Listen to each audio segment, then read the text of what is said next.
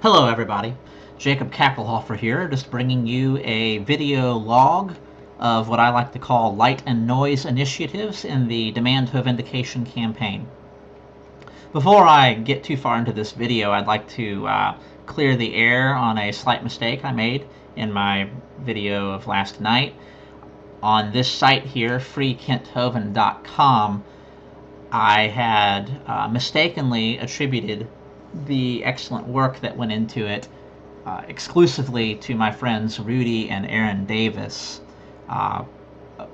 When they saw the video that I had made, they were quick to let me know that they're not the ones that actually started and built the site. They merely contribute to it, and it's actually a friend of theirs that has done the majority of the hard work on this. So just wanted to set the record straight on that. Moving on, tonight we're going to focus on following up on just one of those specific things we talked about that you can do if you want to help Doc Hovind's cause. And what we're going to do here is we're going to, starting on the home page, we're going to go to the Help Free Kent calls, or tab, I'm sorry. I love how on the site here they have all these verses that are very, very appropriate to the situation. Here at the top we can see Philippians 4:13. I can do all things through Christ, which strengtheneth me. And I think that's a very good note to begin the video on. Now, underneath here you can see how they have put up a lot of contact information for prominent players involved in the Hovind case. The public defender's phone number and email address is on here. The prosecutor, Michelle Heldemeyer's contact information is up here. And not the least of which is the contact information for the Jezebel judge herself, Margaret Casey Rogers. So we're going to explore the potential for that a little bit and have a little bit of fun with that. What I'm going to do in this video is call this number and leave a message on her answering machine. My goal here is not to engage her in a one-on-one discussion.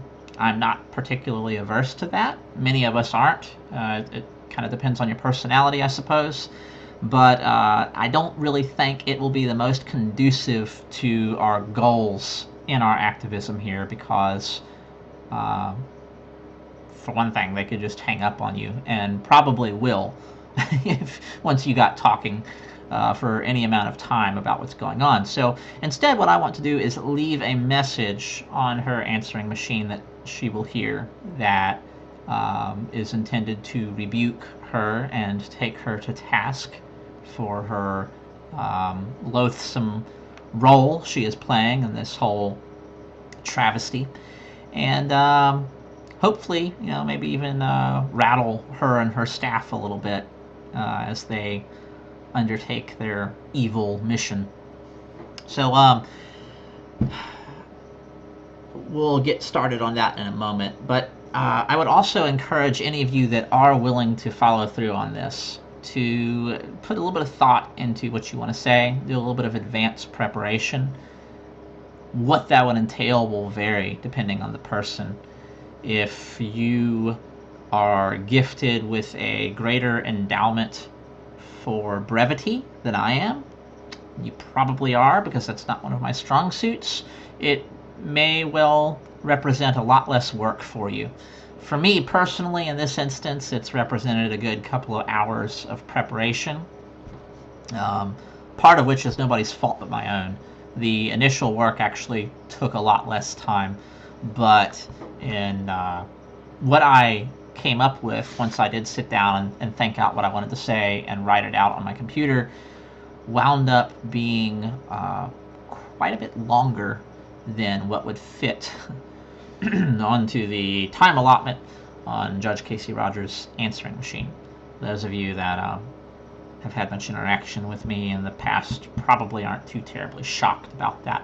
So after a few sessions of trial and error, I've had to condense it down considerably. As a result of that, I will probably post the original transcript in its entirety as an open letter to Casey Rogers, because I was pretty pleased overall with what I came out with, and there was a lot of good stuff I feel that is going to have to be left out of this message out of necessity. So stay tuned for that. I'll be trying to post that soon. But without further ado, we will move on to the actual call. One more reason to put a little bit of thought and preparation ahead of time into what you say, if you're going to follow through on this, is in consideration of the very prudent reminder that the folks that run this site put up themselves, which they say right here, right above the information: important, do not do something irresponsible like make threats, condone violence, or anything unbiblical. So probably very good advice there. And in the interest of that, and in the interest of just the best possible representation of my own testimony, I put all this effort into it beforehand as well. So once again, in my case, this resulted in a couple hours of prep time. For you, it may result in a lot less, though, especially if you're more concise and to the point than I am. So we're going to move on with the call now. I am going to call this number, so bear with me a moment while I bring that up. I'm going to put it on speakerphone here so you can kind of hear what's going on. I don't know how well my mic will pick that up, so sorry if it doesn't, but you'll hear the good parts at least.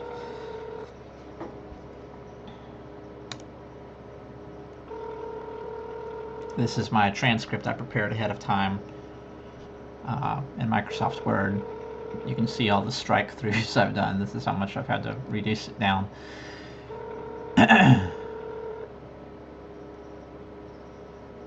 You've reached the chambers of Chief Judge Casey Rogers of the United States District Court for the Northern District of Florida. We're not available to take your call at this time, but if you care to leave a message, we will return your call just as quickly as possible. Thank you. Record your message at the tone. When you are finished, hang up or press pound for more options. Hello, Judge Rogers. My name is Jacob Tyler. I have observed much of your work in office over a period of time and have been greatly disappointed to see how you have repeatedly demonstrated a strong prejudice against Christians in both your rhetoric and your rulings, both in the past and up to the present. The most dramatic example of this being your more recent involvement in the prosecution of Dr. Kent Hovind, who languishes in the American Gulag currently, being treated worse than a common criminal with your full blessing and approval as I speak. Ms. Rogers, I hope you realize that it is well known and well established that in the Kent Hovind trial resulting in the shameful and draconian theft of 8 years of this man's life, under the most absurd and deplorable conditions, you referred to his quote-unquote crime as worse than rape and his ministry as a criminal organization, and I quote. This was but one aspect of your unacceptable, unbecoming, and un-American behavior during these proceedings. It is also well known that you have endeavored to hide evidence of your outrageous behavior in the Hovind case. Your efforts have, however, been to no avail. Truth will always be brought to light, no matter how obscured by the darkness, and crushed to earth it will always rise again. I will leave it to you to ponder where you stand in that irreversible and timeless trend. Your patently absurd refusal to recuse yourself in lieu of the shameful degree of bias you have demonstrated and continue to demonstrate is very revealing of the fact that where Dr. Hovind is concerned, you have no interest in truth and justice and equity, and that conversely your actions are motivated by some sort of deep-rooted malice and hatred for this man. Your recent granting of motions in limine to disallow the mere mention of jury nullification in this trial and the IRS's own recent admissions of misconduct as pertains to application of structuring laws, not to mention the highly questionable ethicality in allowing the IRS witness a place at the prosecutor's table, is even further evidence of this. In so doing, you have besmirched the noble office you occupy and made a mockery of the principles of Anglo-Saxon jurisprudence you claim to stand for. Make no mistake, madam, your dishonorable conduct is fully known by many and is certainly known by God. I would remind you that the Scriptures you scoff at inform us that the eyes of the Lord are in every place, beholding the evil and the good, in Proverbs 15, verse 3. Those same Scriptures postulate in Psalm 94, "Shall the throne of iniquity have fellowship with thee, which frame mischief by a law?" We are further warned, "Woe unto them that call evil good and good evil," in Isaiah 5:20. Finally, I would remind you, Madam Judge, that your very heart is controlled by the God you revile and spit upon, which you can see for yourself in Proverbs 21. "The king's heart is in the hands of the Lord," it reads, "as the rivers of water, he turneth it whithersoever he will." You would be prudent to ask yourself that, if this is true, then how much more so does it apply to a judge of men? Do not mistake your lack of empathy and conviction in this case for righteous resolve, because we also read in the Bible of how God himself hardened the heart of the Pharaoh of Egypt, who, by the way, sought to keep his people in bondage, so severely that he threw his own army into the very heart of the Red Sea in the insane pursuit of the people he was oppressing, only to see them swallowed by it in an instant.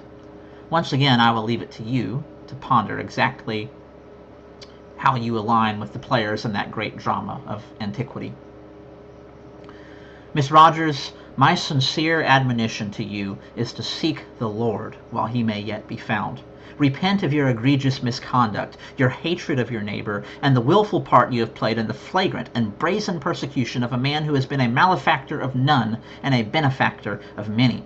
If you want to make a name for yourself and secure for yourself a meaningful place on the right side of history, do so by being the first judge in our time to recognize that you are on the wrong side of it and realize the error of your ways and act on principle rather than pejorative. While I'm a strong believer that miracles do indeed happen, read the story of Saul on the road to Damascus found in the book of Acts if you want to know more on that, and that it is indeed possible that my words to you today could potentially compel you to repent, reconcile, recuse, and reform yourself, I strongly suspect you'll find a little more in this than a good belly laugh. But in either case, I have stated my own, and we shall see who in the fullness of time makes history and who joins the ash heap of it.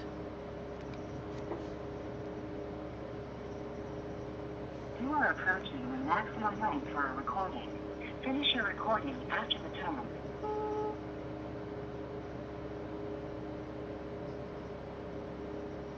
To send this message, press pound or hang up. To play it, 3. To re-record it, 4. To add to it, 5. To discard it, 6. And Your message is set to end. If you would like to try an extension, you may do so now. okay, that's that. The message has been sent. Maybe that'll rattle her a little bit. Maybe she will just get a good belly laugh out of it. But either way, that sure was fun and vindicating for my part. And it's a good endeavor to make, well worth your time. A big point in doing all of this is just holding these people accountable. The point isn't whether or not they respond to what you say. The point is the mere act of raising a stink about it, of shining that light and making that noise.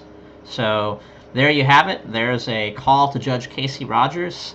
You don't necessarily have to take the tone that I took. I went for one of righteous indignance. There's a variety of approaches you can take, and I would recommend just trying out what you're most comfortable with, because your own confidence in what you're doing is pretty essential to how effectively you say what you've got to say. But give it a try, and I hope you have benefited from seeing this video. I thank you for your time, and I'll see you next time.